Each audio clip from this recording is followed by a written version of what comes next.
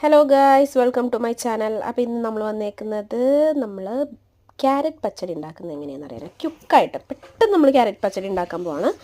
അതിന് നമ്മൾ ഒരു 3 ക്യാരറ്റ്, കുറച്ച് പച്ചമുളക്, ഒരു സവാള നല്ല കഴുകി വൃത്തിയാക്കി വെക്കുക. ഒരു മിക്സിയുടെ ജാറിലേക്ക് കുറച്ച് തേങ്ങ, അതിനകത്തേക്ക് കുറച്ച് ആവശ്യത്തിന് ഇച്ചിരി കടുക്, പിന്നെ നമ്മൾ ക്യാരറ്റ് നന്നായിട്ട് ഗ്രേറ്റ് ചെയ്യുക, പ്ലസ് സവാള നല്ല കുനുകുന അരിയുക, പച്ചമുളക് അതിൻ്റെ കൂടെ അരിഞ്ഞ് വെക്കുക.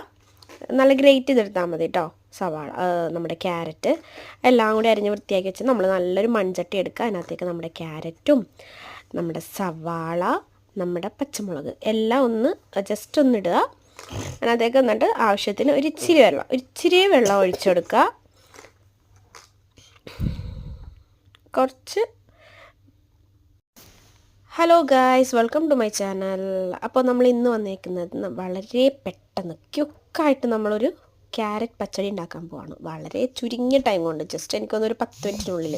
അതിന് നമ്മൾ ആവശ്യത്തിന് ഒരു മൂന്ന് ക്യാരറ്റ്, ഒരു സവാള, കുറച്ച് പച്ചമുളക്, തേങ്ങ, കടുക്, ക്യാരറ്റ്, ഇത്തരം സാധനങ്ങളാണ് വേണ്ടത്. അപ്പോൾ ക്യാരറ്റ് നമ്മൾ ജസ്റ്റ് ഒന്ന് ഗ്രേറ്റ് ചെയ്തെടുക്കുക. 3 ക്യാരറ്റ് ഞാൻ എടുത്തിട്ടുണ്ട്. ക്യാരറ്റ് കഴുകി വൃത്തിയാക്കിയതിന് ശേഷം ഗ്രേറ്റ് ചെയ്യുക. ഒരു സവാള നല്ല ചെറുതായിട്ട് ചോപ്പ് ചെയ്തെടുക്കുക.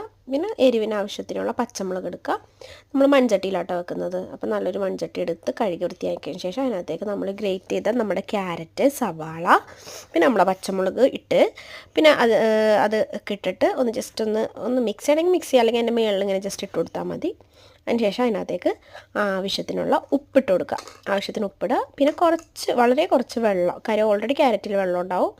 കുറച്ച് വെള്ളം ഒഴിച്ച് ഗ്യാസ് അടുപ്പ് ഓപ്പൺ ആക്കിയിട്ട് നമ്മുടെ ചട്ടിയിലത്തേക്ക് വെച്ച് കൊടുക്കുക. ഒന്ന് മൂടി വെക്കണേ, അതവിടെ ഇരുന്നോട്ടെ.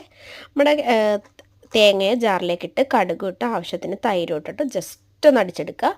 നന്നായിട്ട് തൈരിട്ടോണ്ട് നന്നായിട്ട് അരഞ്ഞ് കിട്ടിക്കോളും. പിന്നെ വേണമെങ്കിൽ ആവശ്യത്തിന് പുളിക്കനുസരിച്ചിട്ട് വീണ്ടും തൈര്, ഞാനിവിടെ 2 തൈര് ഇട്ടിട്ടുണ്ട്.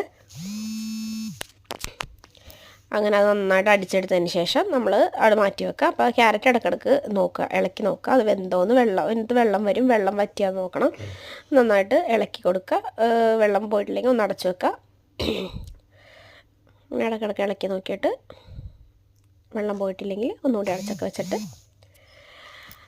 അവസാനം അത് നന്നായിട്ട് വെന്ത് വെള്ളമൊക്കെ വറ്റിയതിന് ശേഷം നമ്മുടെ ഗ്യാസ് അടുപ്പ് ഓഫ് ചെയ്യുക. എന്നിട്ട് നമ്മുടെ അരപ്പ് അതിനകത്തേക്ക് ഒന്ന് മിക്സ് ചെയ്യുക. ഗ്യാസ് അടുപ്പ് ഓഫ് ചെയ്ത് വെക്കണം, ഓൺ ചെയ്യരുത്. പിന്നീട് തൈരിട്ടതിന് നമ്മുടെ ഈ അരപ്പിട്ടതിന് ശേഷം പിന്നെ ഓൺ ചെയ്യാൻ പാടില്ല. അപ്പോൾ അത് നന്നായിട്ട്